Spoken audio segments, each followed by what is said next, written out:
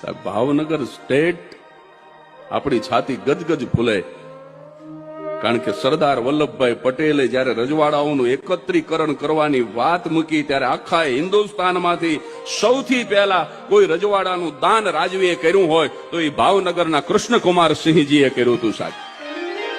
18 પાદરનો ધણી કૃષ્ણકુમાર સિંહજી આખા હિન્દુસ્તાનની અંદર દાતારીની અંદર સૌથી પહેલો કોઈ કૂદી પડ્યો હોય તો એ ગુજરાતના ભાવનગર સ્ટેટનો રાજવી, દેવ જેવો રાજવી કૃષ્ણકુમાર સિંહજી. કોઈ કે કીધું કે આ બધું જ તમે આપી દીધું, પણ રાણી સાહેબા જે કરિયાવરમાં લઈને આવ્યા છે એના ઉપર તો મહારાણીનો હક છે, તમે એને પૂછો તો ખરા કે આ બધું જ દેવું કે ન દેવું.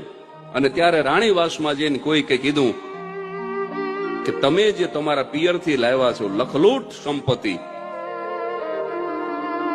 ઈ દાનમાં દેવી કે ન દેવી.